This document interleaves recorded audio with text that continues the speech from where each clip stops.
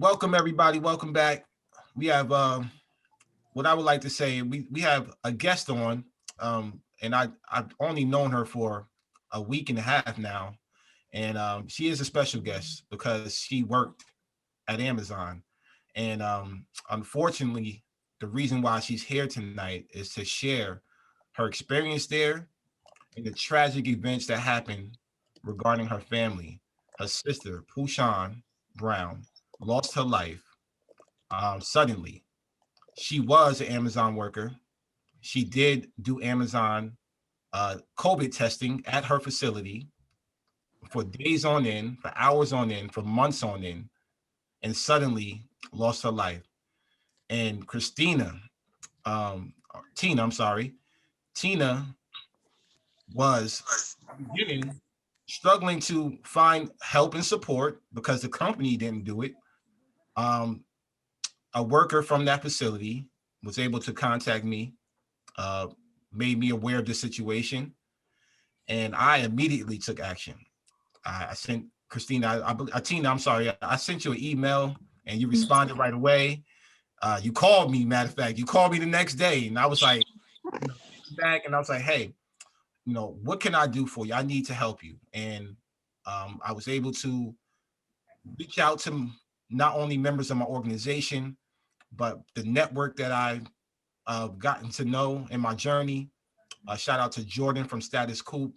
He's been Yeah, go ahead. story from the beginning. He Yeah, amplified it. He helped push the GoFundMe out there, which we're going to do on this show yeah. as well. And now you've gotten some support that you need, and the story is getting out there and getting the attention that you need. So without further ado, Tina, welcome to the show. Thank you. Um, I want to thank everybody for having me. And first, I want to thank everybody that has donated and that has called and that has sent emails and text messages to me, my mom, and Gabriella, my sister's daughter. And I just want to say thank you. I know you guys never met Pooh. You didn't know Pooh, but I'm trying to tell you right now, she was the sweetest. And I know she's up there and she's very thankful, and she just I know she just want to thank everybody. So I appreciate you guys. I know it's hard, but thank you so much for the help, support, everybody. Thank you, Chris. Jordan, I mean, he calls and checks on me every single day, at least 10 times a day. Um, he's been on the phone when today when the situation happened. My mom, she's not doing well. She lost her mom 5 months ago, and now she just lost her daughter, her youngest daughter. um it's hard because she's not wanting to go on. Yeah, She's not wanting to live. She is bedridden. She's paralyzed. She hasn't walked since 2017. She had 3 surgeries on her leg, and she was in a home, and she came out of the home, and that's when Ashley Pooh started to, because she could not do a full-time job as administrative assistant. So that's when she went to Amazon to get the flexible hours to care for my mom. It was me and her caring for my mom. And my mom, she's ready to go. She doesn't want to be here anymore. And I keep telling her that, Gabby's still here, I'm still here, but yeah, she's not. It's like she's given up. She's given up. yeah. No, this is so disheartening. I heard your mom in the background plenty of times. I've never Yeah. directly spoken to her, but your mom has definitely spoken through you to me. Um, Mm. Blessing the fact that I'm out here trying to help you guys, and bless your mother for being as strong as she is. And Yeah. you, by the way, just having the courage to speak up, because me and you've been on the phone quite Yeah. often. We've been thinking the same way, like, why is nobody as upset as we are? Yeah. And Yeah. it's hard to convince other workers to speak up because of what this company does to workers. So Yeah. I want you to really quick tell us from the beginning what happened 2 weeks ago, and how did you get started at Amazon, and your sister as well, and what leading up to the point of what happened 2 weeks ago. Okay. So originally we started off at Amazon part-time for drive as a driver. And we were driving for Amazon. I started first and then I got my sister a job. But we stopped driving for Amazon. We had a snowstorm. I think it was like 2019. And it was bad. It was actually it was ice. It was ice. It was black ice. And I believe at the time Pooh was in Baltimore.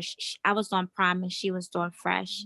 And Prime is 2 to 4 hours, and Fresh normally, um, hmm, Fresh you have they either give you 2 to 3 hours, but some of them are priority where you have to have them out within an hour. If it's the red mark, you have to have it out within an hour.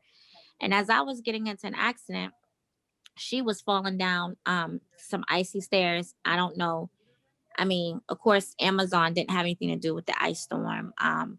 But she was delivering for Amazon and she was falling down residents' icy stairs. But I was in a car accident.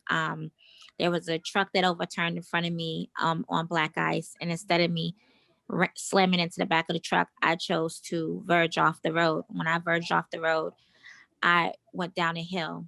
I hit a guardrail and went down into a ditch.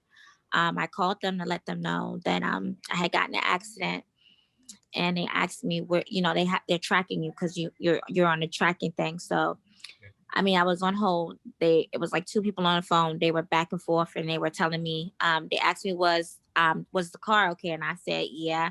They asked me were I okay, and I said I'm scared because I was scared. Ice is different than snow, so ice anything can happen. I mean, I could have died. Um, so I had the guys that were already in an accident before, they saw what happened. So they had came and people were trying to come to get me out of the ditch. And they had called for help. So they asked me, let them know what's okay. They asked me to tell them what was going on. I couldn't stay on the phone with them. So they had called me back.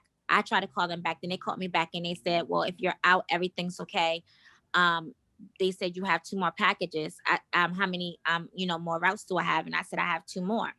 And they the lady said to me, she said, well, if the car is okay and it's drivable and you're okay, do you think that you could do the other routes? Because she looked it up and said that I was like less than 3 miles away. And I said, ma'am, I just slid off a road here. Right. Yeah, you were shaken up. I'm And sure. so Right. yeah, I was scared. And So so you he just was got like, into a well, car accident, and yeah. instead of worrying about your well-being, they asked you to continue to deliver the last two stops after you've been in a car accident. She asked me could I continue to do the last two stops or I could wait and they could send another driver. And I told her, no, I'm terrified. And not to mention that I have to go. I should never came out here. And she informed me that I was on a prime route and I had 2 to 4 hours to deliver those packages. And they know with the inclement weather that the packages were going to be slow, but I'm already there. I will spend more time going back to the warehouse, or I can even pull over in a safe location and wait on another driver to come. And I told her no. I logged off. I went back to the warehouse and I dropped the packages off. And I said, we're not going to do it again. And then about a week later, we got a notification that they had a position open at the warehouse that we actually wanted. And I was like, okay, this is great because I just thought at the time that they treated the drivers like, you know, excuse my language, shit. I thought they treat the drivers horrible. They treat Yeah, that is. it's the worst of the worst. They treat the drivers worse. So when we got into the warehouse, I was like, okay, great, this is gonna be different. We're here. I was seeing everything, how everything was set up, and then I think like that first day, I was like, oh hell no, what did I get myself into? But then by the third day, I was like, they treat the they. I thought they treat the drivers like shit. We probably need to go back to being a driver. But my sister was like, let's just stick it out, see what happens. Let's see how, let's see. We got to give it a try. We got to give it a chance because I'm very short tempered. And my sister, she's more timid. I mean, she's more calm and quiet and very sweet. So I'm more like, no, let's go. We got to get out here. I don't need this. Hey, But then, Tina, you said that yeah, the drivers, they treated you guys like crap, and especially that situation. So going into the warehouse, what was worse about the experience? Okay, so the drivers, this is the, I'll tell you the pros and the cons. The good thing, about being with a driver is this, is that you only have to endure the crappy and shittiness, excuse my language, for while you're in a warehouse. So when you pull into the warehouse, it takes you about um you're going to unload, and you're going to load up, and you have probably anywhere between 30 to 45 minutes to load up. And then after that, then you don't have to deal with anybody else. You just have to deal with the dispatch. So between that time that you're in a warehouse for that whole 30 minutes, you have to deal with that. But outside of that, you don't have to deal with it until you get back into the warehouse. Now, as far as working in the warehouse, you got to deal with it every single day, every single day, anywhere between 4 to 8 hours a day. You have to deal with it. You have to deal with it. And the difference between working, the crap that you take as a driver is that the people at the warehouse talk to you like crap, and the customers talk to you like crap, and the dispatch supervisors talk to you like crap, and let you know on a daily basis that you are replaceable. And you see those people over there, it's at orientations every day. We will get you up out of here. So They it's let you know that ongoing on a daily interaction. basis. Yeah. Um, so in the warehouse, they let you know that you can get, I mean, everybody at Amazon is replaceable, and they will let you know that on a daily basis. And this is what I was saying. Um, I think I was saying this to Jordan or Chris. If you work at Amazon, you will pay for it physically, mentally, or emotionally. You will pay for it because at the end of the day, you're either going to get hurt in that warehouse. It's going to mess with your mental. It's physical. It's very physical. It's a lot of work. It's a lot of work for a little bit A of lot of money. walking too. So, It's walking you know, legs. You're on your feet all day. yeah, it's a lot of work for a little bit of money. And in the summertime, I know it didn't have air conditioner. They just got air conditioner now at the facility. I think they got it last year, where they were putting up during COVID and then they stopped. But I mean, you're going to pay for it. You're going to pay for it. That building is open 24 hours a day, and you'll pay for it. Whether it's physically, mentally, emotionally, you'll pay for it. Right. Um, So once again, going back into Pooh, it's just mhm. a she sounded like she was just, so kind and sweet. Oh, You she always was. She I heard was. you say over and over, she always said yes. Like she rarely said no to anybody. She was so She nice was about the sweetest thing. She was the sweetest thing. Even when she was on a pick shift, they want you to pick a certain amount of routes. I think the average you have to do like 6 routes. I mean, I was a when picker, so I can relate. yeah, I was on a pick shift. She would pick until you couldn't pick no more. And I'm like, no, they told me after 4 or 5, that's it. And would pick until she couldn't pick anymore. Then she was on a night shift. She was on a line. She was on a line. She was a sorter. I mean, she did it all. And not to mention that when she told me that they had the COVID section, well, I was kind of there when they had it, but they weren't testing when I was there. They weren't testing. Um, when she told me that, we got in an argument. We didn't argue. We didn't get in. We probably only maybe 2 times in our life we've been in an argument. Disagreement is because I told her, mommy is bedridden, and doctors told us that they were even going to start FaceTiming and video, so we couldn't bring mommy out anymore.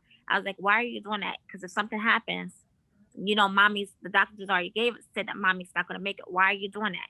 You're not getting any extra money. Why are you doing it?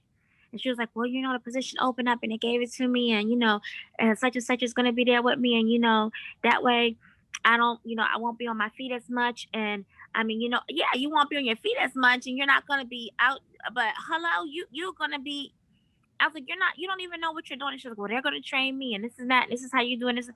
And I just said, listen, if something happens to mommy, if you get sick, I have to take mommy from you.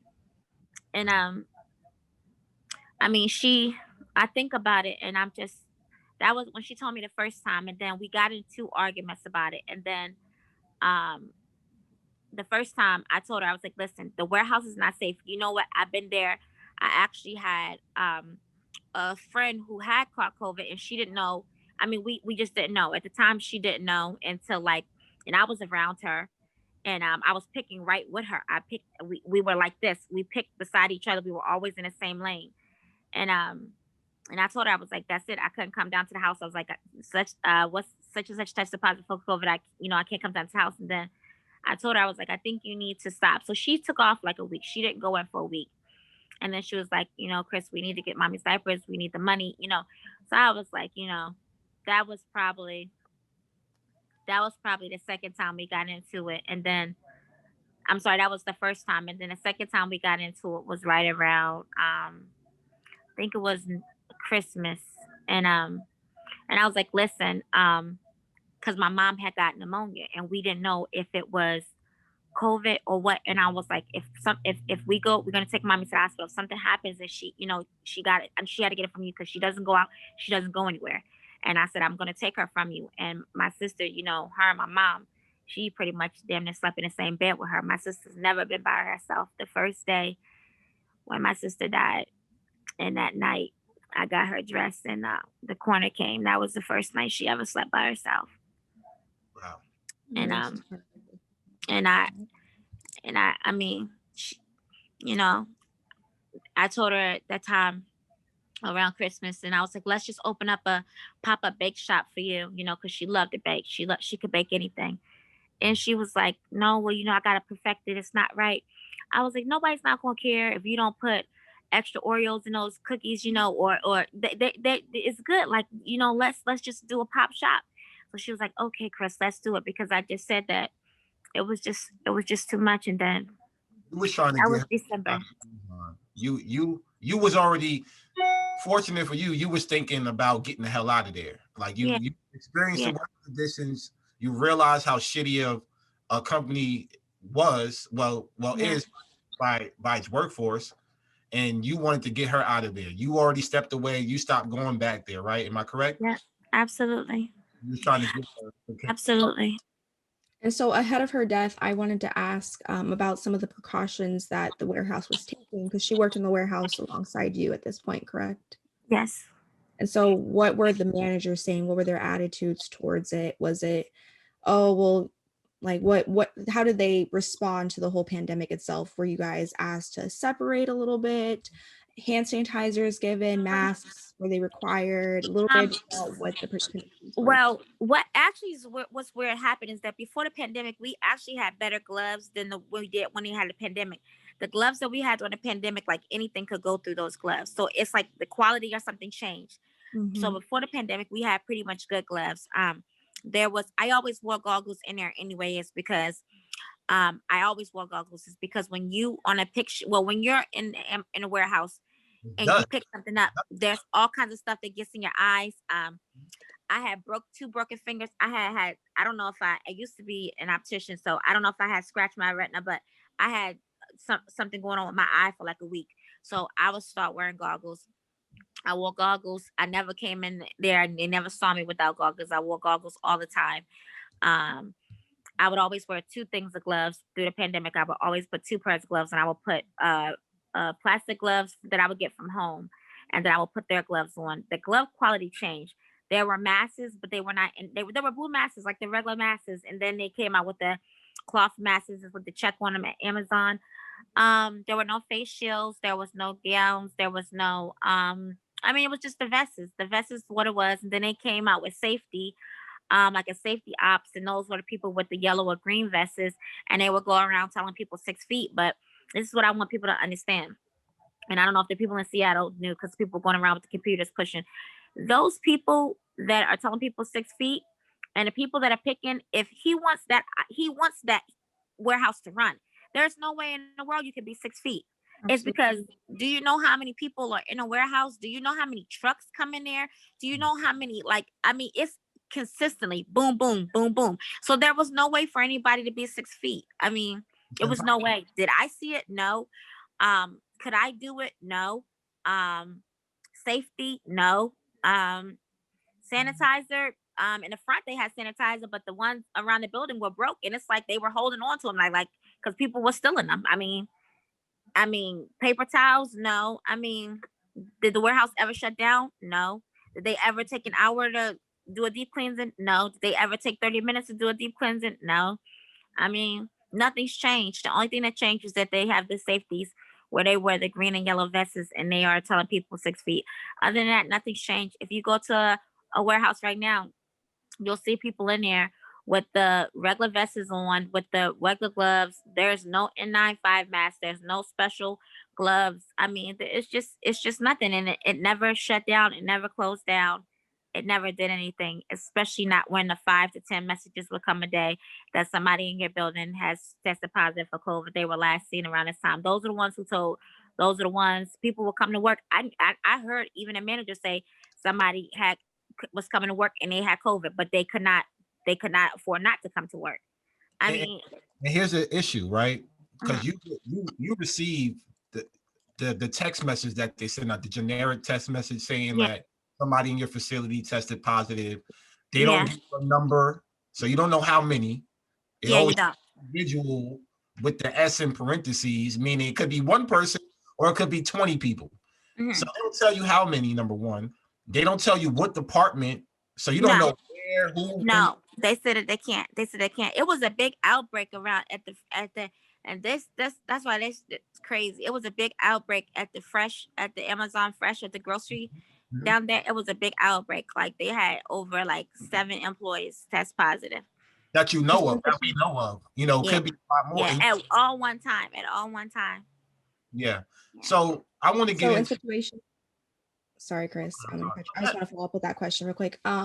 So when those outbreaks would occur, did they ever decrease in numbers, or was it basically like they have COVID, they're out for a week and they come right No, back? we're keeping going. We're keeping this operation is gonna run. It's gonna Gotcha. run. About the money. business as Yeah, we usual. gotta go. Business as usual. So I want to get into closer to your sister's passing. Mhm. Um, how was she before you found out? The weeks Like leading, how was she like the day of or the week of? yeah, spirit, physically, Oh, mentally. she was fine. She was fine that I know of. She was fine. We talked at least 10 times a day. We was watching a lot of news because there was a lot of stuff going on in the news. She was saying something about what she was asking me, was I going to come back to work? And I told her I wasn't going to come because she was saying, "Are you still getting the messages?" And I'm like, "Yeah." Um, and I told her I wasn't. I didn't think I was gonna go back. And I was like, I didn't want to. That's the whole thing, is I didn't want to leave her. So I was like, you should probably see about after January. And she was like, "Okay, well I'll see." And I'm like, "You don't got to do nothing. I'll set everything up for you as far as the bakery, pop up, all of that stuff." She was fine. The How, day how was her health? before, oh, her health was good. Her health was good. Right. Um, And so she you said that you two were working together, you stopped working and she kept working, kind of asking you when you were coming back. How far apart, like when did you quit and she continued to stay working up until? my our grandmother passed away, and I was my grandma's baby, and that was it for me. And I was getting irritated because when now I'll tell you, Amazon did beef up security when the we had the after the thing happened with the George Floyd. I was getting irritated because it was manager in there stating that we can't talk about anything having to do with what's happening in the world, Black lives. He was like, if you say it, you're gonna get fired. They're gonna fire you. You can't say that in here. It was just, I was getting frustrated. And then a week after that, my grandmother passed, and I couldn't do it anymore. I couldn't do it physically, mentally, emotionally. I couldn't do it. It was too much with the COVID. It was too much with that. It was too much. I felt like, and I was trying to tell him, because I'm doing a law apprentice. I'm going to law school, and I was trying to tell him, I want you to understand. I know you don't understand, and I know you don't know. And whether this is coming from you, it's coming from Seattle. You cannot tell somebody what to say or what not to say, especially if you're working for this company. That you can get sued for that. You cannot tell somebody that. I That would that is take freedom a of step speech. further and say, "Who the hell are you to tell me what to talk about?" Like I And I would. told him, I said, one day we may have to march for you. You don't understand. One day we may have to march for you. You don't know. One day we may have to march for you. You have no right, especially jumping in a conversation that you had nothing. I wasn't speaking to him. But it was a lot of that going on. That was irritating to me. It was a lot. It was a lot of that stuff going on. And it was just like they want to tell you what to do there. You can't, if you go to the bathroom. And it's sad because it was a gentleman in there who had stomach problems. And I don't know if he had, I don't know what kind of stomach issues he had, but he had stomach issues. And I mean, I remember one day a supervisor came in there on him in the bathroom and told him he had to get out of the bathroom. And he was in the middle of literally using the bathroom. Wow. Yep. Well, I'm definitely uh, a victim of being in that position where they just track everybody. You know, working at Amazon, you're ran completely off on the track on the clock as soon as you clock in. Yeah. Managers track you, your every move, and you know. Well, they're track. I think now. I think after the COVID, they start tracking you when you get up. When if your shift. I know my shift was at 5. So when I would pull out, that you if you know they would if you're gonna log in, because that's another thing, they had it to where you couldn't go to the time clock anymore, so you'd have to log in. So they track and follow you Mhm. to they as soon as you leave out of your house. That's how you log in. It's you're being tracked as soon as you leave out in the morning. I know for my shift, I was at the 5 a.m. shift. Yeah. When was your last day of work? Your last day was over a month ago, right? Something like No, that. no, my last day was last year. My grandmother passed away. I think it was September. Oh wow. Okay, Yeah. cool. All right. And Well, so Yeah. your sister, when did so her symptoms started setting in from having COVID, and then No, she no, continued to go through that whole thing? we don't. This is what happened. That night she came home, she said that she had a headache, and I asked her what's going on. She was like, she was busy all day because I was trying to talk to her, and she was busy. And I remember we had FaceTime because you can't be on your phone, but she would wear a sweatband, so she would have her earpiece in, and then she had the mask on, so you can't barely hear people anyway with the mask either which way. So we had FaceTime, and she was telling me, and I was like, how do you know how far to put that in somebody's nose? Like, how do you know? Like, how do you not like? What if you hurt somebody? Who's gonna pay Asking for that? about it, Like, yeah, what the who's gonna pay for that? And she was like, well, they showed me. I know what I'm doing. I know what I'm doing. And I'm like, because my sister was heavy handed, and I'm like, Lord, you gonna hurt somebody. Somebody's gonna get hurt. just for But clarity, they showed her how to put the swab into somebody else's nose. yeah, Besides her, well, they trained her. Well, they trained her. I'm not gonna say, but a lady, um, that worked. the lady that works there showed her, and then she trained her, and then she tested her when she started working for that department. And I don't have the exact dates, but I believe it was like around late October, November. My sister started working and doing an actual COVID testing. Mhm. gotcha. So like I'm not saying that we don't know how my sister passed. I'm not saying she had COVID. What I'm saying is that, like I told the facts, is that she worked for Amazon for almost 3 years, and she started working in the safety department in August. And then late October, November, she started doing the COVID testing, where she was administrating and doing COVID testing. Um, and my sister said the day before that she was on her feet all day. She wasn't feeling well, and then the next morning she woke up and she went to get breakfast and gave everyone breakfast. Fed my mom breakfast, fed her daughter breakfast, got her daughter online for school, and took and laid down and went to sleep and never woke up. So what I'm saying is this: is that when I reached out to Amazon to see if they could help with anything as far as autopsy, because I know how my dad died. I know how my grandmother died, but I don't know how my sister passed. My dad died when I was young, and I know my grandmother, she had dementia, and she actually fell, and she just never came to. But I don't know how my sister passed, and I will go on for the rest of my life not knowing. When I reached out to them and I asked them actually if they could help with anything, autopsy. I was even trying to look to find cheapest one. We were running out of time, because you have to get that done in around a certain amount of time. Or funeral, if they could even pay half, or even anything, if there was any type of loan, because that's still having a system that I could take out or anything like that. They said they would get back to me and never did. And the next time they got back to me was this past Tuesday, and they said, sorry to bother you. What day did your sister pass? So, Why? how many days passed before the company even, because by then I already had contacted you. We've been Yeah. talking for a while.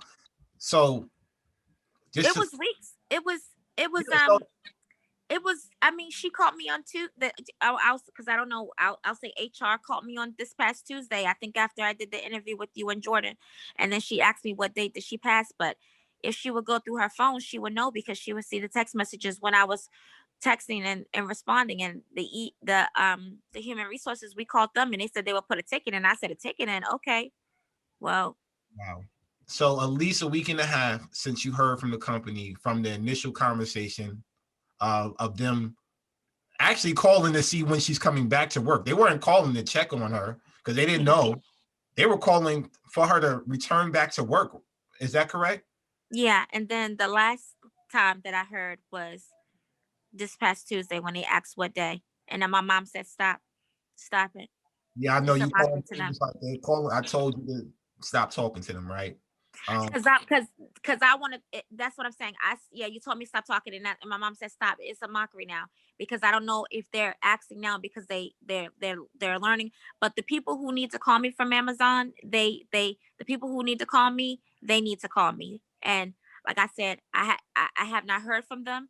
I have not heard from L3, L4, L5 there. I have not heard from anybody. I haven't heard from anybody in Seattle. I haven't heard from anyone. The only people that I heard of are from the workers and the people who work with my sister and who have called me, emailed me, and texted me upset and damn near in tears about my sister. yeah, So at the end of the day, I'm not saying that my sister had COVID. What I'm saying is that the facts is that she worked for Amazon. She worked in a COVID testing department. And I would at least think that Amazon would be like, okay, listen, we don't know what happened, but what can we do to help? that's What can right. we do to help? And we got a lot of stuff on us right now. The fact that we had no business putting your sister, and we had no business, not even your sister, but we had no business having a COVID testing department That's right. when somebody could contract doctors in.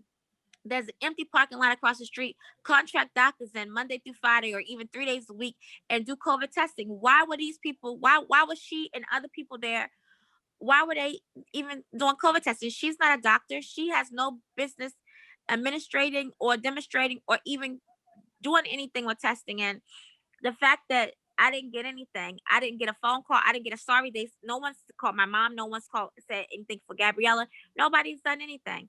So that does like it's just I Right. don't. This It's is just fact. weird. I don't understand it. Yeah, And yeah, then I know.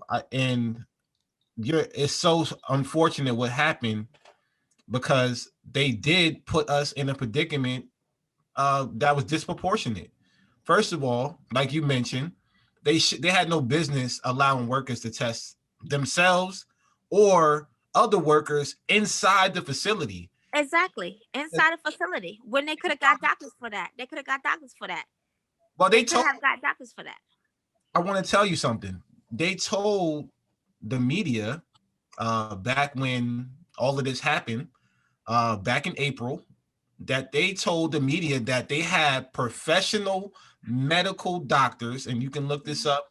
The interview on 60 Minutes is on their website. I just pulled it up earlier on CBS.com. Their website, the interview they did with Dave Clark, the head of operations for Amazon. He told the media and the public that there's professional medical people administering this test at every facility all across the country, all across the world. And it's never been the case. It was never like that. So you're hearing this for the audience. You're hearing firsthand workers telling you that worked there, that seen it, witnessed it, had her sister work there, and did this job. That workers were put in a disproportionate position, and because of that, workers have died. She's not the only broken family now. There's been many other throughout the pandemic that have lost their lives because they were in or around or working for this company. So it's sad. I'm so sorry for your loss. I'm so sorry, and I'm happy that we, the people, were able to help you out. But it's not enough, and this is why your story, your voice is so important. I told you this on the phone. Um, I need you to tell the truth. I need you to tell your truth. Speak truth to the power because your sister can't do it no more. No, You she have can't. She can't. And um, I've been still in contact with some people. Some people are still at the warehouse and still emailing, still texting. yeah. They're putting on the board that, and this is what I want to say. I want to say this, so I hope everyone out there is listening. I have no reason to lie. I have no reason. These people are calling me, emailing me, texting me. They're putting on the board that they're in contact with me and they have reached out to the family and they're supporting us. They're not supporting us with anything. I'm all on facts. I will show emails. I will pull phone records. They haven't done anything. If Amazon wants to call me, if the right person from Amazon wants to call me, they can call me. I'm always open, because at the end of the day, guess what? A death has been happened. Gabriella is without her mother. And not to mention that, I don't know when the last time my sister got tested for COVID. I don't know if she did have COVID and she went to sleep and didn't wake up because of that. If that was, I don't know that. I don't know. We don't know. And what I asked them to do, or what I was all I was asking them to do is, since we don't know, since they could say, well, we got her autopsy, if she didn't die of that, and it has nothing to do with us. But they didn't say anything. They didn't reach out. They didn't do anything. Why was she put in a position? Why was she put in a position? Why was she doing that? Why did another worker train her and show her how to do it? Who's not a doctor, who's not a nurse? Yeah. And this is going on. And I understand the media has to get both sides of the story, but I'm just all about going straight to the root of the problem. Just go to the warehouse. Go get a job. Go undercover. Get a job. Go. You'll see yourself. Fill out an application. They'll hire anybody. Fill out an application. You'll see for yourself. No one has any reason to lie. At the end of the day, my sister, the money is for Gabriella. My sister's not coming back. I'm never gonna see my sister again. That's it. And God willing, my mom has another 6 months. I'm gonna have to deal with that. Because this is going to kill her. This is going to kill her. Like, I mean, I'm before I hear you speak, the angrier I get inside. I've been fighting them ever since they fired me. It just motivates me to continue doing the work that we're doing. So I don't want to keep you on any longer, because you have to attend to your family still, your mother, your 3 children, and 4 now with Gabriella. Yeah. Little Gabby. And I think Blakely has a couple of things she'd like to ask. Yeah. Let me bring in Blakely. Blakely, you have anything? Oh yeah, I just wanted to. Well, first of all, I wanted to just thank you again for sharing. Thank you so much. Thank you guys so much. And also, I kind of just wanted to affirm. I know that may sound I don't know, lame, but I kind of just wanted to affirm your experience, because they are so abusive and such gaslighters that it feels like they're trying to make you feel crazy. You're kind of I noticed, and I heard it in another interview. I heard trying to tell people I'm not lying, but any reasonable person who listens to you knows you're not lying. We just know you're not. Yeah. They're fucking lying. And we all know that they're lying. They're ghouls. And they don't care about human life. That's the bottom line. They don't give a shit about people dying on their floors. This is all about making profit for the oligarchs, and they view you as disposable, and everybody knows that. Yeah. So it's we know, any reasonable person knows that a person who is just a worker at Amazon has no reason to just make up a story to go after one of the most profitable corporations in the world, in human history. Exactly. Because guess what? Their turnaround service is the most highest. He's always going to make money. And if that's what it's about to him, he's worldwide. He's always going to make money. Amazon is going to forever keep going and forever ringing. It's going to get bigger. It's going to get better. It's going to be stronger. He's always going to make money. But the thing about it is that he doesn't know that they don't know how to treat the employees. They don't know how to talk to the employees. I broke my finger twice there. That's when I started looking into and Googling the treatment of Amazon employees. Nobody cared. No one cared. Right. So and they don't have an interest. If anything, you're just going to face backlash and retribution by speaking out against them, because they're really, really powerful and they've got a ton of lobbyists. And really, what I have seen is that nobody in the media seems to particularly care about investigating Amazon. It's not like you're seeing people from MSDNC or CNN or any of these places being we really need to investigate what's happening in Amazon. They don't care. They bring on their little puppets who work at Amazon and are lobbyists, and then they bring them into the administration to go do propaganda for them. And then, if I turn on the news, I'm seeing commercials where they have all the employees talking about how wonderful it is to work for Amazon. And then they've got their propaganda commercials where they're talking about all the Black investment that they do, and they're putting the Black Lives Matter banners up on their website. It's disgusting propaganda, and they have it all set up. And it's really Orwellian because they're treating their workers who are disproportionately Black and brown, people like you who are just trying to make a living, like garbage, and literally letting them die, and not even calling you or your mother to give you guys condolences about this loss, and then turning around. And the reason why they're not calling you or calling your mother, aside from just being sociopaths, is because they know that if they do, they'll be admitting their culpability.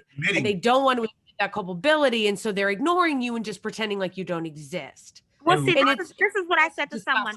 This is what I said to someone. How about this?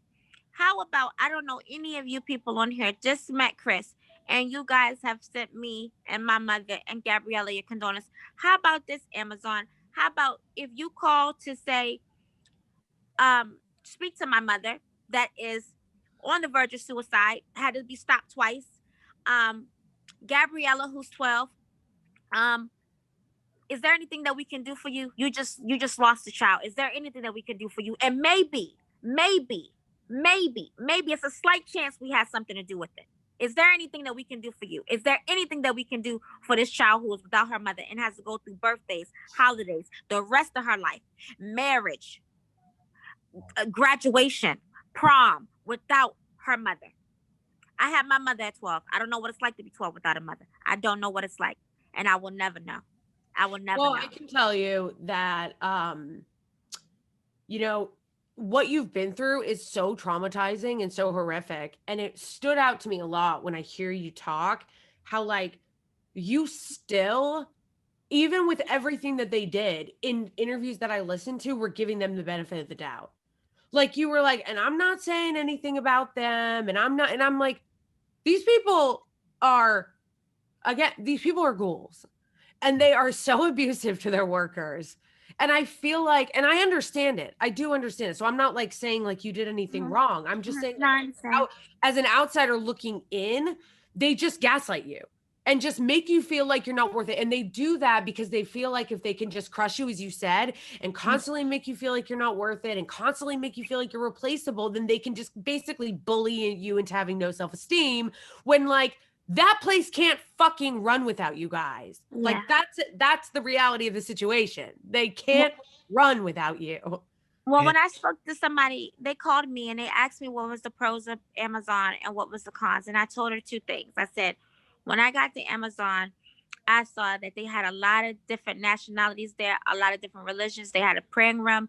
They had a nursing room. I've only seen one pregnant person at Amazon. So I've never seen with my own eyes, I only speak with what I can see, not hearsay or third party. I've never seen anybody in a nursing room. I never seen that. I have witnessed and seen people in the prayer room. And I thought that was awesome that people of different religions can come in and pray. But also what I was confused about is you gave somebody a prayer room and it did not have a door. It did not have anything. And we were going out one day and we were all talking and I seen two people down on their knees praying. And I said, let's be quiet. Why didn't they have a door? Why didn't they have a sheet there? No These privacy. people, And so I saw that.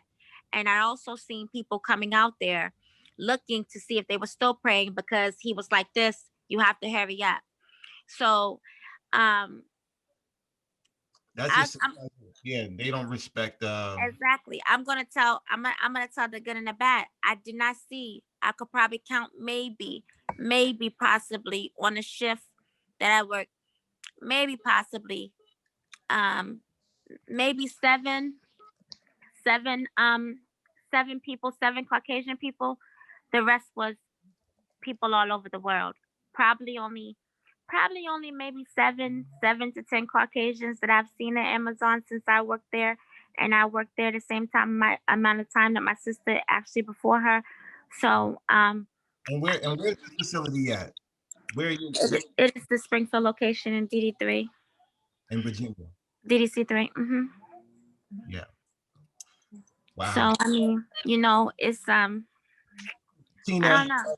Yeah, your story is really important. It's really important. And shame on every media outlet that doesn't cover this story, because it's so important. Like in what you went through and what your sister went through is indicative of such a and what and things like what's happening in Amazon is indicative of a broader thing that it is happening in this country, where corporations have basically just taken over the entire government and have just decided that humans should be widgets, that you don't deserve to have a private life, that you don't deserve to have dignity, that you don't deserve to have a living wage. They basically treat you like you're their slaves, even though, you know, supposedly that's over. And you know that you don't deserve, and that you should be a little robot for them, and that your purpose is to serve them so that they can make profits, and it doesn't matter who it kills in the process. Yeah. And you know, and whose family it destroys, because there's Yeah. a family attached to all those people. And you know, so I think that your story is really powerful and really important. And you know, honestly, when I first heard like parts of it, I cried because I have sisters. And when you were talking about your sister, like it's hard not to get emotional. I'm Yeah. not trying to make She this was. about me, but like No, it's I no. She was hard not like to think like, I what if that didn't were my have her. sister?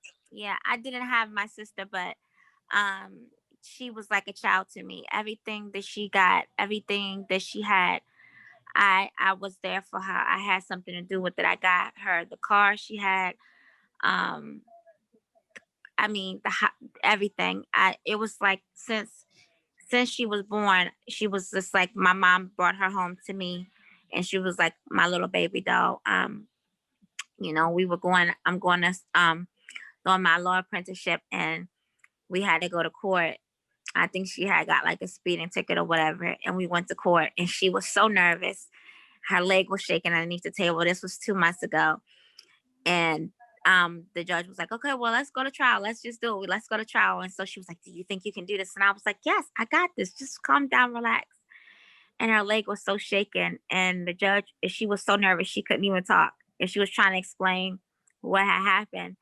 And the judge was like, "Can you please instruct her to speak?" She was just so quiet. And I mean, we won. That was my first case that I won. But she was just like, "Thanks, Chris." You know, she was like, she was like, "Well, how much do I owe you?"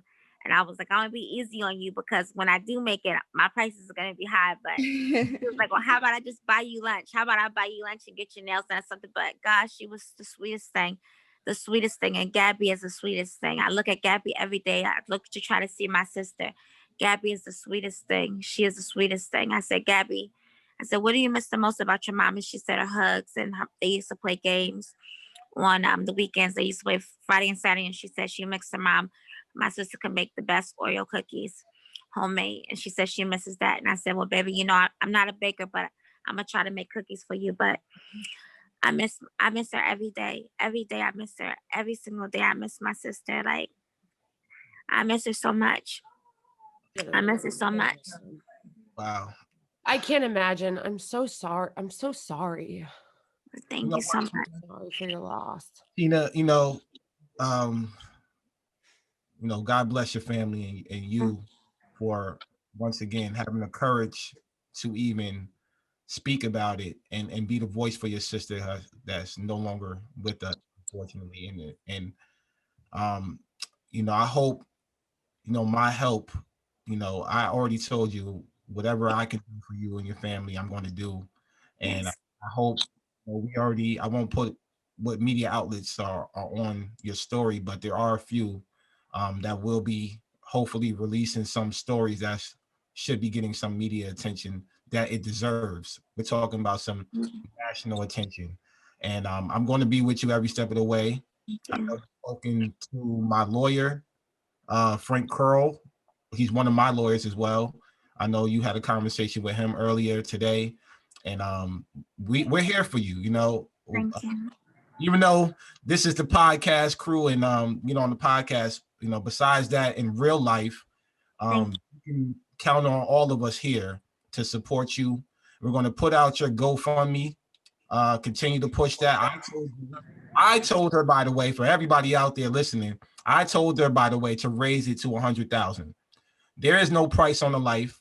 Number one. Number two, this Tina has to take on the responsibilities of her mother, her daughter now, new daughter, which was her niece, Gabby, and her 3 children as well. And she's going to school to be a lawyer. So we absolutely owe it to you to help you. And this is another example of how Black women in this country are devalued. You know, Yeah. putting us in positions, Black women, Black people, and Black women in positions that are disproportionate from other races. Number one, because not only did they uh, disregard your sister dying and passing away, they replaced her already with another. From what I've seen and witnessed and what I've received from other workers, they Yeah. replaced her already with another Black woman, and Yeah. it's really they don't care. Like Yeah. Blakely don't care, and it's unfortunate. But you, Tina, you have to be the voice for all the Black women that work at Amazon right now, including your sister.